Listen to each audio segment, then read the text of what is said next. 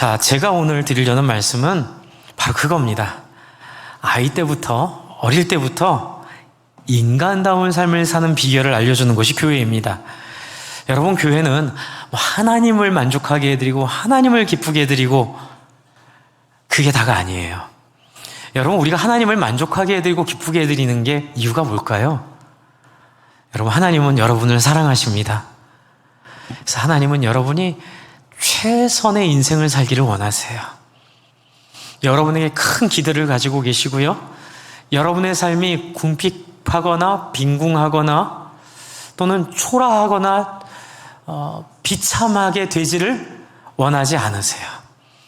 하나님은 모든 사람들이 다 하나님의 형상과 같이 원하는 것은 다 누릴 수 있고 자기가 기대하는 것들을 충분히 기회를 얻어서 자기 삶의 주인이 되도록 하나님은 여러분을 창조하셨습니다. 그래서 하나님을 섬기는 길은 하나님 믿으셔야 돼요. 여기서 하나님 혼자 그 영광을 다 받지 않고요. 그 일을 통하여 여러분을 하나님의 자리로 초대하십니다. 이게 기독교의 핵심이에요. 여러분은 남을 위하여 살지만 결국은 여러분의 인생이 복될 줄을 믿으시기 바랍니다. 이것이 바로 오늘 설교 주제의 절반인 인간다운 삶이에요. 여러분, 사람은 다 행복해지고 싶어 해요. 그래서 한국 사회는 무엇보다 자기애 그리고 자기 행복에 대한 관심이 물론 모든 사람이 다 갖겠지만 우리는 고생을 많이 했잖아요. 근데 그래서 그 고생 때문에 우리의 DNA에 숨겨져 있는 한이 있어요. 한. 먹지 못한 한, 대우받지 못한 한. 그렇죠.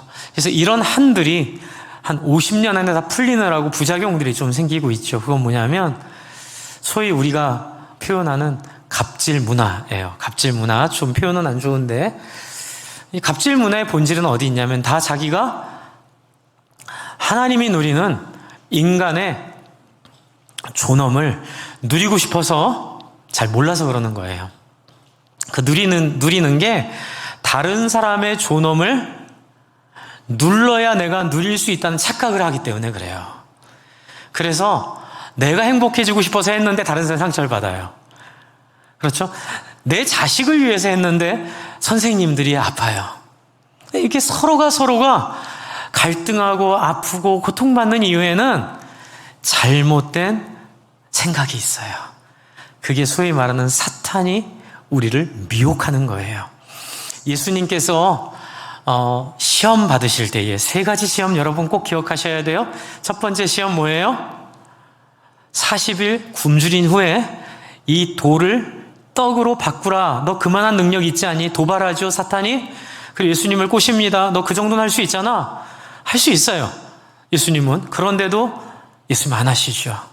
왜요? 하나님 뜻이 더 귀하다. 그래서 사람은 욕망을 따라 살 때 행복한 것이 아니라 뜻을 따라 살 때 행복한 존재라. 이걸 우리에게 알려주셨어요. 두 번째 유혹은 뭐예요? 성전 꼭대기에서 뛰어내리라.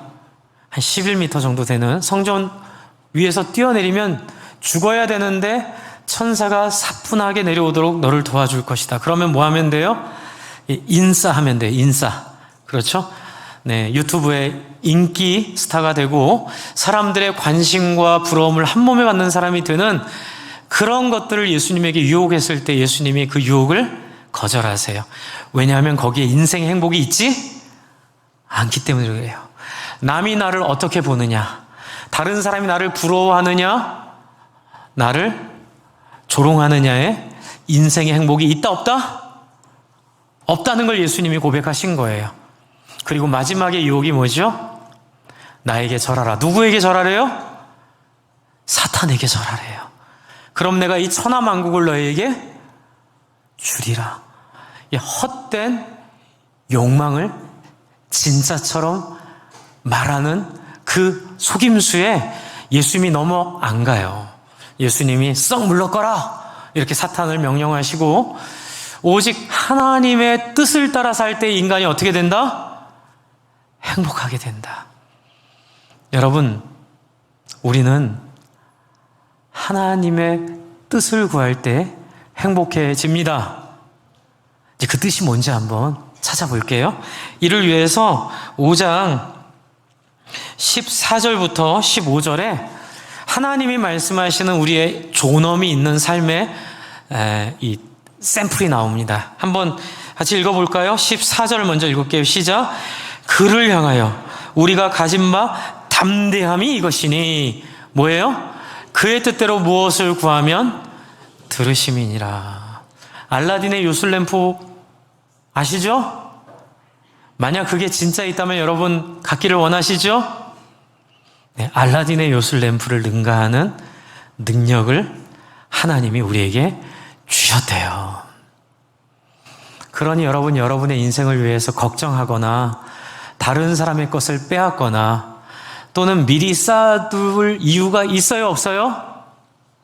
없어요. 그렇게 할 이유가 하나도 없어요.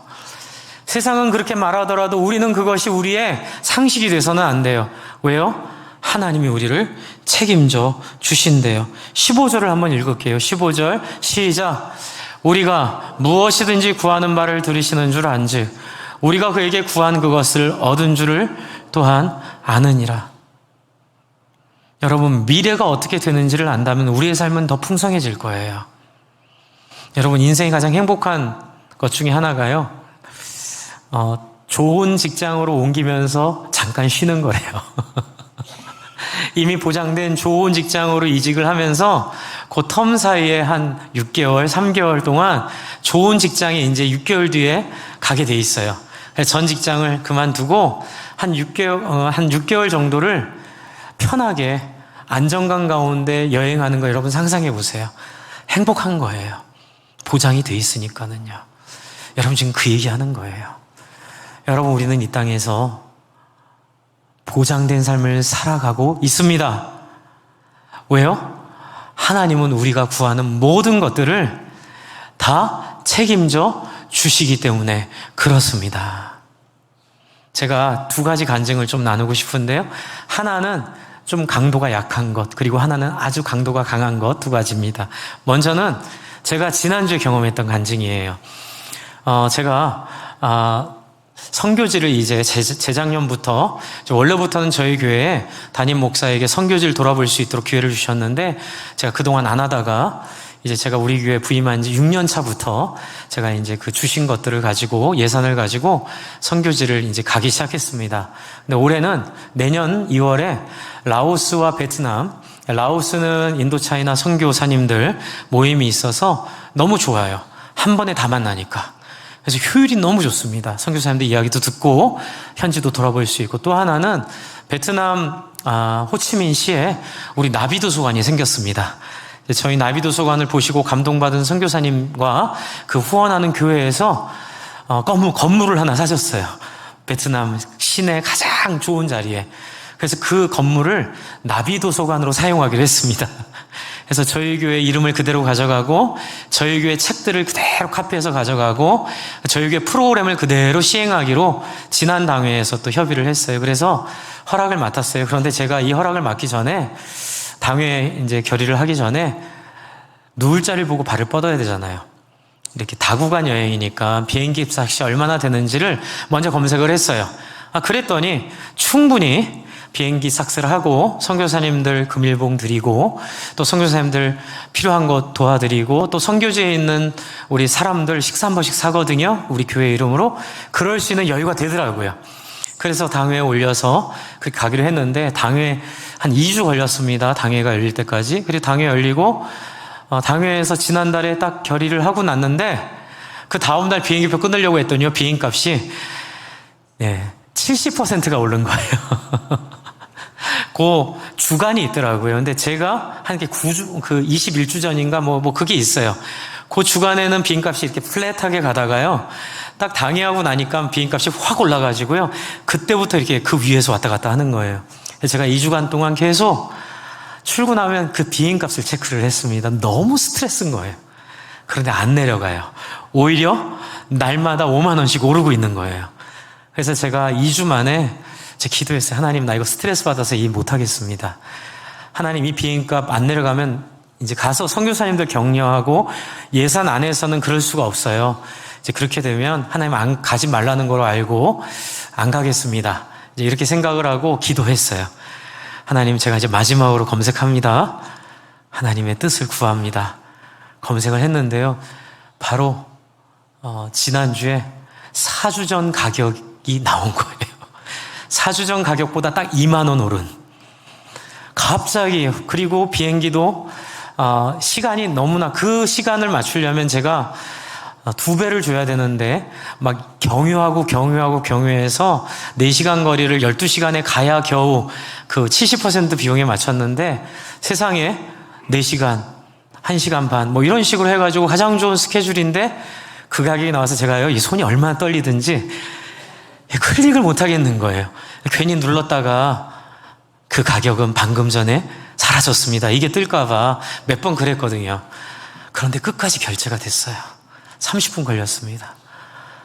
결제하고 나서 너무 감사한 거예요. 하나님 살아계시는구나. 여러분, 제가 저소차고 한 것보다는 정말로 선교지를 보고 하나님 나라 위해서 뭔가 해보려고 하니까 하나님께서 도와주시는구나. 그리고 혹시 몰라서 결제한 다음 날 다시 검색해봤어요. 근데 그 가격이 안 나오는 거예요. 네, 그래서 이게 정말 하나님이 주시는, 무엇인지 그의 뜻대로 구하는 자에게 주시는 하나님의 은혜구나.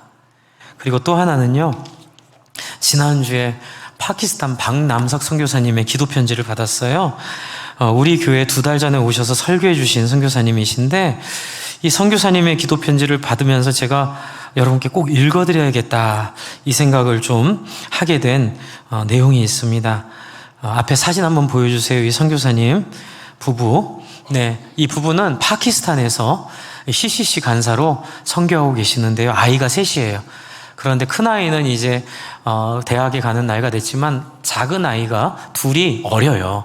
그래서 앞으로도 엄마 손길이 너무 많이 필요한데, 안식년을 가지려고 했는데 한국에 잠깐 와서 건강검진을 받았는데 갑상선 암이 그냥 초기가 아니라 여러 개가 있었다는 거예요. 모양을 보면, 저도 갑상선 초음파를 받았거든요. 저도 결절이 있어서. 그런데 선생님이 딱 받고 나니까 이 모양은 암이 아닙니다.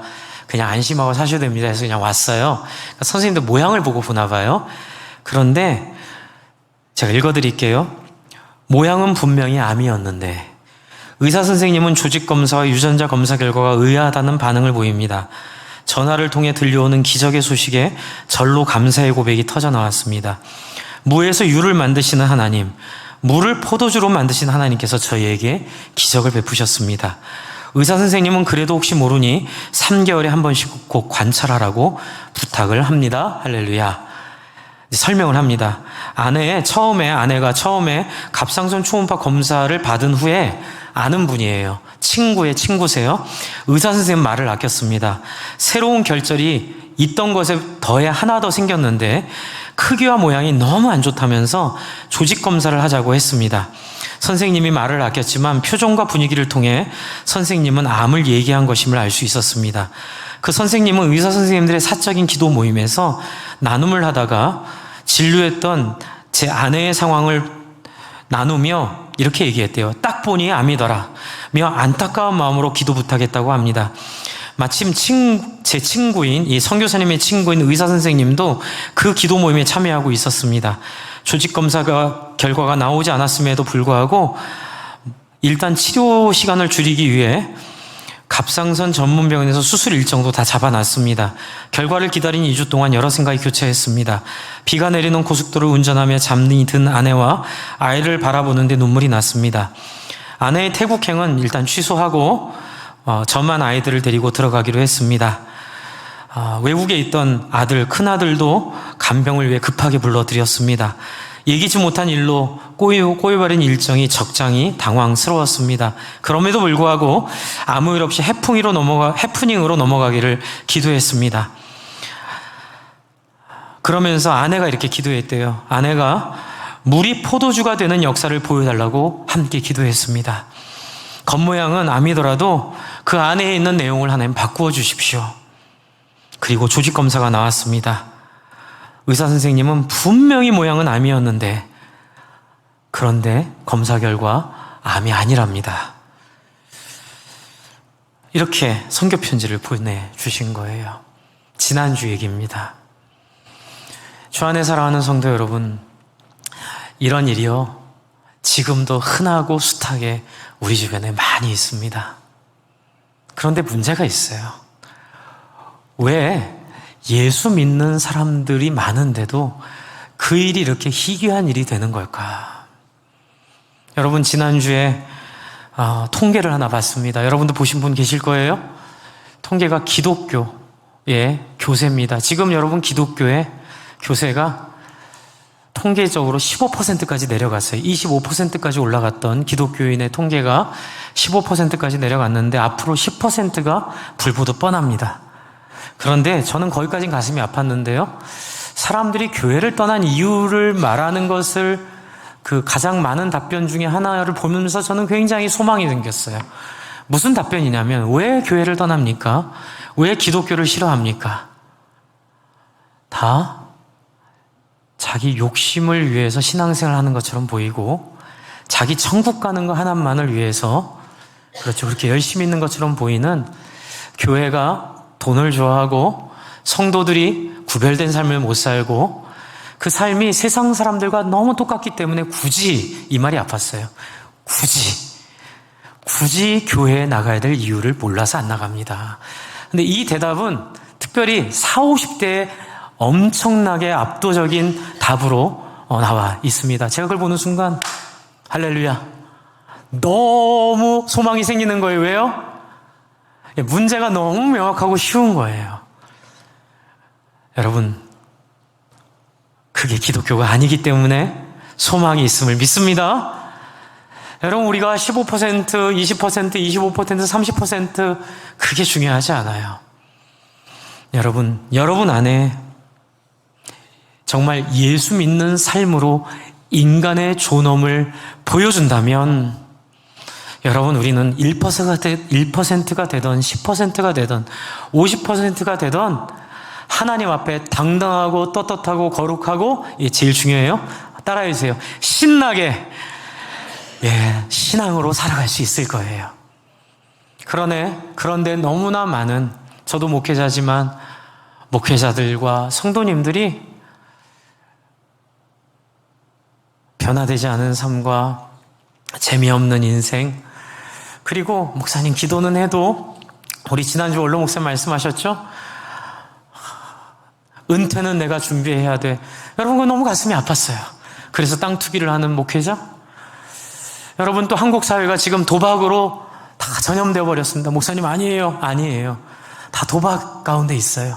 그건 뭐냐면 일확천금을 노리는, 인류 역사에 이렇게 터무니없는 수익을 가져다주는 투기는 없었습니다. 여러분, 당구장을 가도 다 도박 당구를 하고 내기 당구를 하고, 골프장을 가도 다 내기를 해야 에너지가 생긴다고 하고, 여러분, 도대체 우리에게 얼마나 맺힌 한이 많길래 먹고 살만하지요? 제가 여쭤볼게요. 먹고 살만하지요? 근데 뭘 더 그렇게 필요로 해서? 여러분, 그건 딱 하나예요. 미래가 불안한 거예요. 앞으로 내 삶에 대한 확신이 없는 거예요. 그런데 예수를 믿어도 그렇다면 오늘 읽고 있는 이 구절이 답이 될 줄로 믿습니다. 제가 핵심을 말씀드릴게요. 14절로 다시 가볼게요. 14절. 왜 그런 것들이 없느냐? 구하기는 구하되 왜 이런 능력과 역사가 일어나지 않느냐? 이게 빠져서 그래요. 한번 따라해서, 그의 뜻대로 무엇을 구하면 들으심이라. 여러분, 이 종교의 위험, 신앙의 위험, 여러분, 구약성경이 우리에게 알려주는 거 이거예요.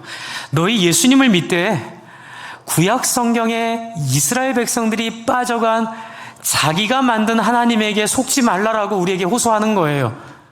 여러분, 우리는 예수 믿어요. 예수 믿고 구원받는다고 얘기해요. 그런데 예수를 믿는 것까지는 인정하는데 예수를 믿는다는 게 뭔지를 잘 모르는 거예요. 예수는 믿되 내가 생각하는 예수를 믿는 거예요. 성경이 말하는 예수가 아니라, 성경이 증거하는 예수가 아니라, 이건 바로 모세가 십계명을 받으러 올라갔을 때 이스라엘 백성들이 자기들이 홍해도 경험했지요. 또 홍해 전에 그 끔찍한 애굽 땅에서의 열 재앙을 통해서 자기들만 구원하는 놀라운 경험을 했어요. 마치 우리가 처음에 예수님 믿었을 때 기적을 경험하고 은혜를 경험한 것과 똑같아요. 근데 이스라엘 백성들은 어디서 빠져나가냐면, 모세가 십계명을 받으러 하나님께 올라갔을 때 황금 송아지를 만들어 놓고 그것을 불러 바로 너희를 종되었던 애굽 땅에서 구원한 너희 여호와라고.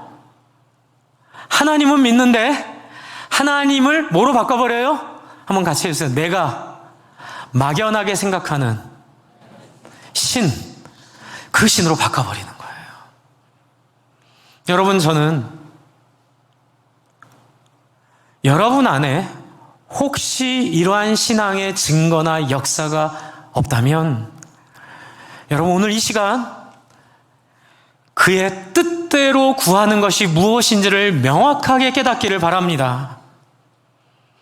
그가 원하는 것이 무엇인지를 명확하게 알기를 바랍니다. 여러분, 저는 이것이 여러분이 예수님을 믿어서 카네기처럼 돈을 많이 벌어서 그의 10분의 1을 하나님께 드린다, 그런 말이 필요가 없어요. 여러분, 카네기가 뭐가 부러워요? 저는 한국교회를 병들게 한 게 바로 그 부분이라고 보는 거예요. 여러분, 재벌이 돼가지고 10분의 1 헌금하는 게 뭐가 그렇게 큰 일이에요? 따라해서 재벌도 죽는다. 어차피 죽는데 그게 뭐 그렇게 큰 일이냐고요. 저는 여러분이 재벌보다 모두가 다 나은 삶을 살 줄로 믿습니다. 돈으로가 아니에요. 여러분을 보장하는 명예가 아니에요. 여러분을 보장하는 안정된 여러분의 재산이 아니에요. 한국교회를 많은 사람들이 떠나게 만든 바로 이 요한 1서에서 싸우고 있는 영지주의, 그건 구원파와 똑같아요. 그건 뭐냐면, 예수 믿으면 구원받는데, 예수 믿는다는 게 우리가 그냥 선앙당에 가서 빌었던 그 신의 대상으로 예수를 그 정도로 바꿔버리는, 그래서 돈으로 내 인생을 보장해 주시는 하나님. 기도하면 여러분 병 낫는 것도 좋은데요, 그래도 죽잖아요. 그냥 단순히 병 낫는 것만 보고 만족하는 그 황금 송아지의 자리. 여러분, 여기서 하나님 얘기하십니다. 뭐라고요? 그의 뜻대로 구하는 인생을 살아야 합니다. 저는 여러분이 또 아직 예수님을 모르는 분들이 또 한국 기독교를 보고 좋은 점도 있지만, 손봉호 박사님 하는 얘기죠. 교회 역사에 이렇게 급속하게 부흥했다가 이렇게 급속하게 타락한 전례는 찾아볼 수가 없다. 그 핵심이 바로 여기 있어요. 그의 뜻대로 무엇을 구한다는 것을 생각하지 않은 거예요. 저는 지금 되게 신이 나 있어요. 왜 신나는 줄 아세요? 여러분이 지금 그의 뜻대로를 찾기만 하면 여러분의 인생이 돈이 있던 없던, 여러분의 삶에 병이 있던 없던, 여러분의 수명이 짧던 길든 상관없이 모두가 다 신나고 기가 막힌 아침을 경험하며 날마다 설레는 마음으로 그 하나님을 만끽하고 누리며 어떤 열등감도 어떤 수치심도 없는, 그리고 많은 사람들과 함께 소통하며 천국을 이 땅에서 누리는 여러분 될 줄로 믿기 때문에 그래요. 여러분 15절에 다시 한번 가보시면 이렇게 얘기하잖아요. 우리가 무엇이든지 구하는 바를 들으시는 줄 경험한 즉 어떤 일이 벌어진다고요? 우리가 그에게 구한 그것을 얻을 줄도 또한 아느니라. 여러분, 앞날의 인생에 걱정하지 마시기 바랍니다. 이것만 하나 하시면 돼요. 여러분, 앞날의 걱정을 다 잠재울 비결 하나 알려드릴게요. 그게 바로 우리의 미래를 안심하게 하는 그 비결은 바로 11절에 있어요. 11절로 갈게요. 11절. 인간다운 삶, 걱정이 없는 인생, 욕심 부리지 않아도 되는 인생, 질병이 와도 당당한 인간의 존엄을 잃지 않는 인생, 그것은 바로 11절에 있는 이 증거 때문에 가능합니다. 또 증거는 이것이니, 하나님이 우리에게 무엇을 주셨어요? 영생을 주셨는데, 이 영생이, 이 생명이 어디 안에 있다고 얘기해요? 그의 아들 안에 있다고 얘기하고 있어요. 그래서 12절 이렇게 선언합니다. 12절 여러분 외우셔도 됩니다. 이 12절은 외우셔도 됩니다. 시작. 아들이 있는 자에겐 뭐가 있어요? 생명이 있고 하나님의 아들이 없는 자에겐 생명이 없느니라. 여러분, 이게 진리예요. 여러분, 첫 번째 답이 나왔어요. 하나님의 아들이 여러분 안에 거하고 계시나요? 여러분이 하나님의 아들을 가지고 있나요? 근데 여기서 구원의 확신이 풀립니다. 여러분, 이제 꼭 구원의 확신은요, 구원파적 구원의 확신이었어요. 천국 갈 줄 믿습니까? 네, 믿습니다. 왜 믿는지는 안 물어보고 천국 갈 줄만 믿으면 다 천국 간다고 우기는 거예요. 그거는 우기는 거지 믿음이 아니에요. 여러분, 천국 갈 줄을 믿으세요? 왜 천국 가세요? 어떻게 해서 천국 가세요? 어떻게 해서 천국 가세요? 그냥 예수 믿으니까? 위에 답이 있어요. 여러분, 이 증거를 왜 이렇게 얘기하는 줄 아세요? 이 아들은 사람들이 하나님의 아들이라고 상식적으로 믿을 수 없는 삶을 살았기 때문에 그래요. 사람들의 상식은 하나님의 아들 정도 되면 적어도 재벌 밑에서 자라서 귀족 교육을 받고 유명한 대학과 유사한 대학들을 우수한 성적으로 졸업하고 재력도 좀 있고, 그리고 로마를 많은 사람들을 동원해서 로마를 뒤집어 엎어버리고 누구든지 이분에게 항의하거나 이러면은 팔이 날아가거나 이분의 위험 앞에 숨도 못 쉬는 그런 어마어마한 능력을 가진 자가 하나님의 아들이라고 사람들은 믿었어요. 그런데 온 예수는 하나님의 아들이라고 믿기 어려운 삶을 사는 거예요.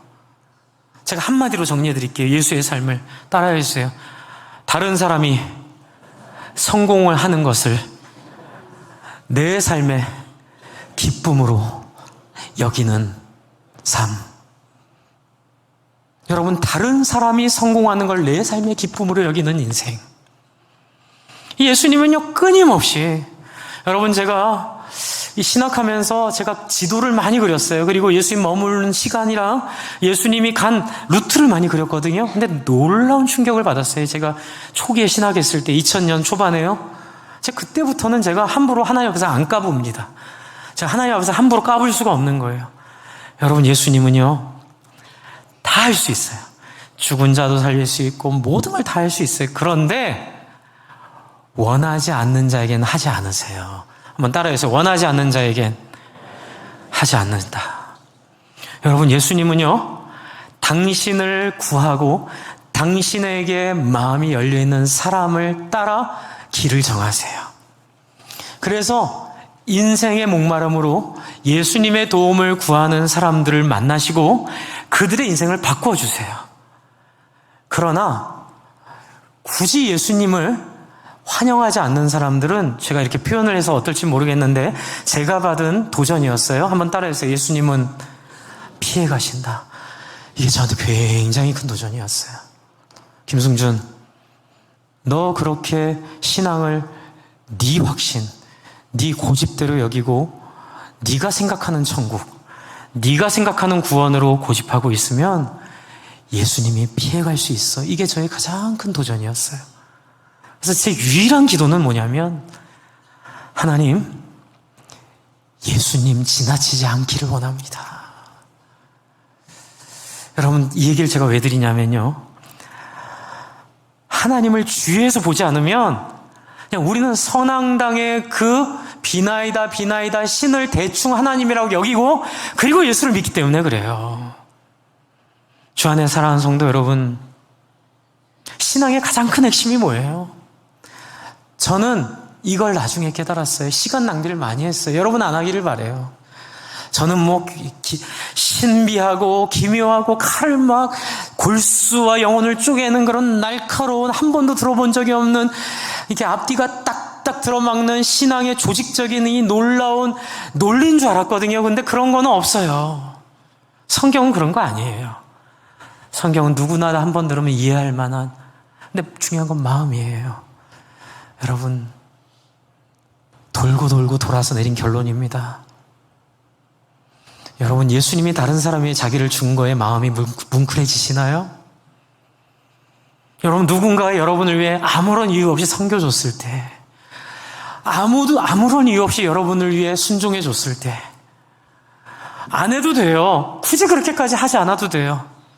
그런데 집을 오픈하고 같이 위로해주고 선물을 나눠주고 자기 가진 걸 나누어주고, 제가 경험했던 거더라고요. 중고등학생 때, 형, 나한테 왜 이렇게 잘해요? 왜 이렇게까지 나한테 하는 거예요?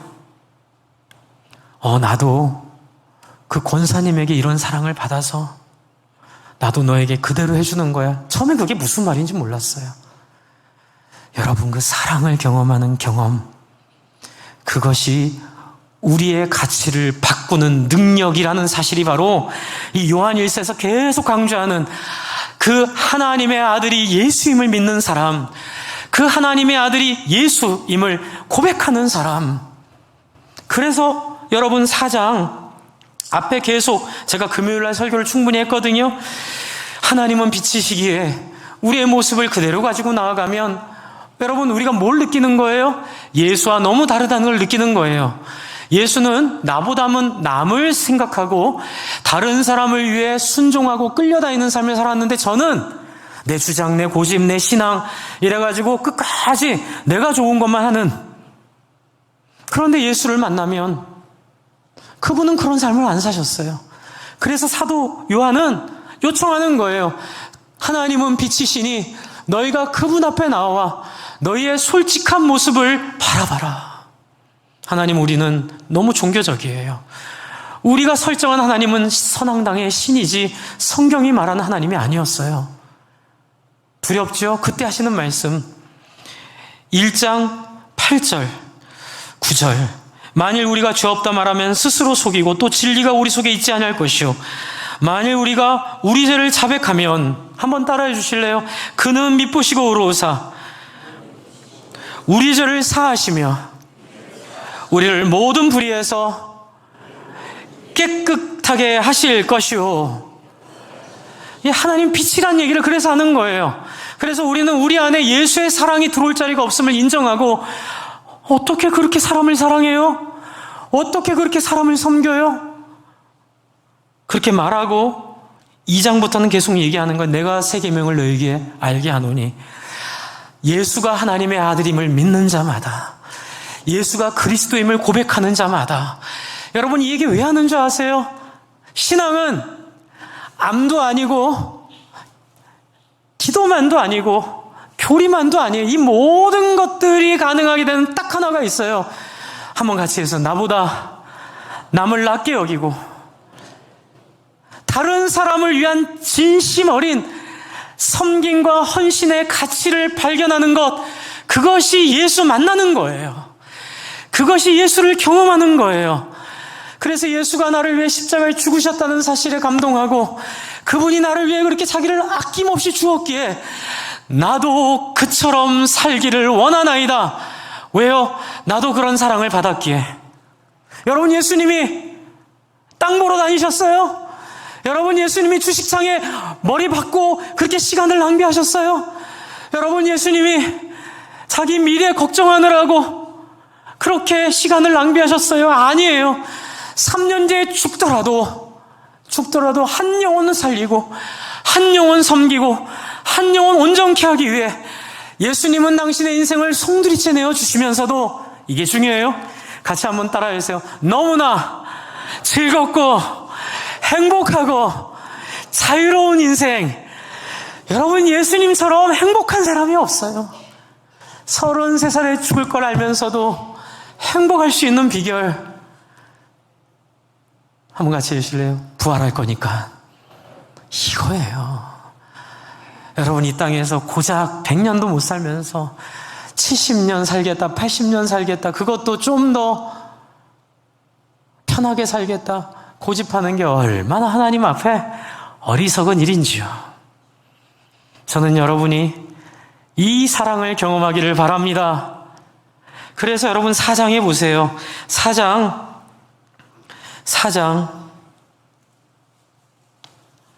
16절을 한번 보세요. 16절 16절, 15절, 16절을 읽어야겠네요. 같이 15절, 16절 읽읍시다. 시작. 누구든지 예수를 하나님의 아들이라 시인하면 하나님이 그의 안에 거하시고 그도 하나님 안에 거하느니라. 16절, 하나님이 우리를 사랑하시는 사랑을 우리가 알고 믿었노니 하나님은 뭐예요? 사랑이시라. 사랑 안에 거하는 자는 하나님 안에 거하고 하나님도 그의 안에 거하시느니라. 여러분, 이게 쉽게 말씀드릴게요. 신앙생활 오래하면 오래할수록 이 사랑이 충만해지는 것이 우리 안에 예수 있는 것임을 검증하는 유일한 수단임을 믿으시기 바랍니다. 여러분, 이 사랑이 있는 자는 어떤 자예요? 이 사랑은, 그렇죠, 19절, 우리가 사랑하면 그가 먼저 우리를 사랑하셨기 때문에 그래요. 이 사랑은 고집을 몰아냅니다. 이 사랑은 자기 중심성을 극복하게 합니다. 이 사랑은 다루기가 쉬워지는 사람으로 만들어요. 어떤 분이 저한테 그러더라고요. 김승준 목사님 참 대하기가 쉽대요. 칭찬이기도 한데요, 그게 또 칭찬이 아닐 수도 있어요. 쉬운 사람이에요. 저는. 안심하세요. 되게 쉬워요. 네. 근데 저는 이게 너무 행복해요. 자존심을 세우려고 할 때 십자가에 죽으신 예수를 바라보면 차마 자존심을 못 세우겠어요. 저 희생으로 내가 구원을 얻었는데 내가 뭐라고. 그냥 그래서 저는 총회에서도 일을 하게 됐고 노회에서 일을 하는데 저는 무조건 부장님들에게 충성 순종합니다. 그 부장님 존경하지 못할 부분도 있지만 하나님이 세우셨기에 하자 하면 제가 군말 안 하고 네, 제가 해놓을게요. 저 좋은 서기예요. 저 굉장히 쓰기 편한 서기입니다. 주 안에 사랑하는 성도 여러분, 부탁드립니다. 신앙생활 오래 했다고 어려운 사람 되지 마십시오. 혹시 그런 어려운 사람 보고 예수를 오해하는, 또한 예수 믿기 전에 분들도 없기를 바랍니다. 여러분, 잘못된 목사의 모습이, 잘못된 교회 중직들의 모습이 예수의 모습이 아니에요. 여러분, 저는 꿈꿉니다. 우리 교회가 은과 금은 없을지라도, 재정이 풍족하진 않을지라도 저는 저와 여러분이 정말 쉬운 사람 되기를 바랍니다. 제가 오늘 1부 때도 우리 원로 목사 앉아 계신데 확인했어요. 여러분, 저는 2대 목사입니다. 우리 원로 목사님 제자훈련을 잘 하셔서 이 교회를 좋은 교회로 세워놓으셨어요. 그런데 이제 제가 2대 목사로 원로 목사님 모시고 기쁨으로 사역하고 있는데 하나 아쉬운 게 있어요. 제가 뭘 좀 하자고 했을 때 성도님들이 자꾸 빼시는 분들이 있으세요. 이해해요. 저도 그랬으니까. 그런데 아쉬운 건 뭐냐면 그리스도의 충만한 사랑으로 좀 은혜 가운데 계시면 그 마음의 부담들이 덜해질 텐데, 원로 목사님 때 너무 열심히 일하고 사역해서 목사님 지쳤으니 목사님 이번 텀에는 저 좀 가만히 놔둬 주세요. 여러분, 제가 1부 때 원로 목사님 계실 때 말씀드렸어요. 원로 목사님 저에게 늘 부탁하세요. 김 목사님, 원로 목사님에게만 잘했던 사람이 후임이 왔을 때 그만큼 못하면 그건 사람의 제자였을 뿐이에요. 그냥 원로 목사님 제자인 거예요. 또 저에게만 잘하는 사람도 원하지 않아요. 여러분, 저는 여러분이 예수께 반하고 예수를 추구하고 예수를 소원해서 원로 목사님의 지도도 잘 받았고 2대 목사인 저의 인도도 잘 받기를 간절히 소원합니다. 제가 트라우마가 있어요. 저희 교회 목자 모임하면 많이 안 나오세요. 우리 목자 목녀님들 부탁드립니다. 제가 수명이 한 3년 정도 줄은 것 같아요. 너무 고통스러워요. 손가락 끝까지 마비가 와요. 하나님, 이렇게 안 모이는데 제가 어떻게 이분들을 모시고 하나님의 나라를 섬길 수 있을까요? 저 아니면 혹시 저를 데려가 주세요. 이렇게 기도도 합니다. 하나님. 근데 하나님 그건 아니라고 하시는 것 같아요. 또 여러분, 제가 행복의 삶 하자, 뭐 이거 하자 그러면요, 우리 새로 오신 분들은 순종하세요. 그러면 너무 역사, 제가 아까 전에 간증했던 역사와 기적이 막 일어나요. 밑에서 막 일어나고 있는데 위에서 너무 비싼 분들이 계세요. 너무 비싸요. 제가 예수의 피에 호소합니다. 여러분, 예수가 당신의 목숨까지 내려놓으신 것처럼 한번 같이 해보세요. 웬만하면 따라서 해봅시다. 여러분, 그러면 놀라운 역사가 일어나요. 제가 예수님을 지도를 그려가면서 깨달은 결론이에요. 그 다음부터 저는요, 인간 리트리버. 저는요, 인간 리트리버가 저의 기질이 아니라 제가 결심한 거예요. 어떤 상처를 받았어도 다시 만나면 꼬리 살랑살랑 흔들고 좋아하자. 근데 그게 돼요. 누가 원하면 적극적으로 해주자. 주 안에 사랑하는 성도 여러분, 복음과 어긋나는 거 아니면 예수의 심정으로 함께 하시기를 바랍니다. 또한 이 자리에 아직 예수님을 받아들이지 못한 분들이 있다면 그 오해를 벗어내세요. 교회 목회자들의 잘못된 모습들, 중직들의 잘못된 모습은 그들이 예수를 모르기 때문에 그래요. 그러나 여러분이 예수를 만난다면 또 그들도 예수를 만날 것이고, 우리 모두가 예수를 만나면 어떤 일이 벌어질까요?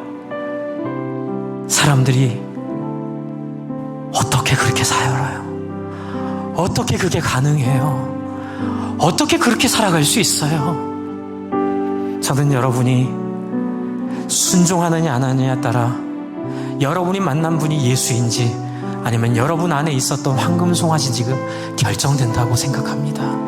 저는 이거 하나 붙잡고 목숨 걸고 순종했어요. 그랬더니 하나님이 기도하면 들어주세요. 얼마나 신나는 줄 아세요? 여러분, 이번 주도 제가 얼마나 신나는 줄 아세요? 병 걸려서 돈이 없는데 기도했더니 제 아내 심장병이 나았고, 여러분, 호주에서 정말 뜻을 세우려고 하나님 앞에 제 중심을 지켰는데 그러느라 손해를 많이 봐서 통장에 150만 원 남았어요. 갈 데가 없는데 우리 김성원 집사한테 전화 왔어요. 최후 3인에 들었으니 와서 설교해 주십시오. 제가 하늘을 보고, 호주의 그 높은 하늘을 보고 하나님 찬양했어요. 하나님 살아계시는군요. 당신을 신뢰하고 당신을 사랑하는 인생을 버리지 않으시는군요. 여러분, 예수의 피로 나오세요. 예수의 피의 희생 앞에 여러분의 인생을 드려주세요. 여러분, 시간 같이 기도해 볼까요? 바로 이거예요. 사랑으로 누리는 인간다운 삶을 저는 여러분이 누리게 하고 싶어요. 예수를 믿어도 짐승과 같은 삶, 예수를 믿어도 참 비참한 죄인의 삶을 사는 게 너무 가슴이 아파요. 늘 상처덩어리에 쌓여있고 또 오해 가운데 예수를 못 만나고, 언제까지 그렇게 사실 거예요? 그러지 마세요. 이제 주님 앞에 나아갑시다. 하나님, 누구든지 자기 죄를 자백하면 그는 미쁘시고 오로사 우리 죄를 사하시고 우리를 모든 불에서 깨끗하게 하셨사오니, 여러분 이 시간에 여러분 결단하시기 바랍니다. 혹시 여러분 마음속에 내가 예수의 그 사랑을 잊어버렸습니다, 다시 회복하겠습니다, 또는 다시 예수님을 믿겠습니다, 또 처음 예수님을 믿겠습니다, 그는 바로 다른 사람을 성공시키는 삶을 위해 가리지 않고 아낌없이 순종하신 인생, 한번 나도 순종하며 살아보겠습니다. 능력은 없지만 하라는 것 해보고, 오라는 것 가보고, 가자는 것 함께 해보는, 오리를 가자면 심리를 가지고 겉옷을 내달라 하면은 속옷까지 내주는 그 일에 한번 순종해 보겠습니다. 결단하신 분들은 마음 앞에 손을 한번 잠깐 들어주십시오. 여러분 이 시간 표현을 하셔야 됩니다. 눈 감고 있습니다. 아무도 안 봅니다. 여러분 하나님 앞에 약속하는 겁니다. 손을 잠깐 내시고, 하나님 제가 그렇게 다시 회복하겠습니다. 제가 다시 그렇게 사랑 앞에 순종하겠습니다. 그렇게 쉬운 사람이 되겠고, 그렇게 잘 섬기는 사람이 되겠고, 인간 리트리버가 되겠습니다. 하나님 예수 그렇게 사셨사오니 저도 이 사랑 가운데 제 인생을 드리겠나이다. 여러분 이 시간 같이 헌신하시고, 이 시간 이 마음 가지고 하나님 앞에 다짐하며 결단하며, 하나님 앞에 원하는 것 다 하나님 제가 하겠습니다. 하나님이 필요하다는 것 제가 다 해보겠습니다. 마음을 활짝 열겠습니다. 마음으로 사람들을 품어내겠습니다. 함께 한번 같이 간절히 기도하겠습니다.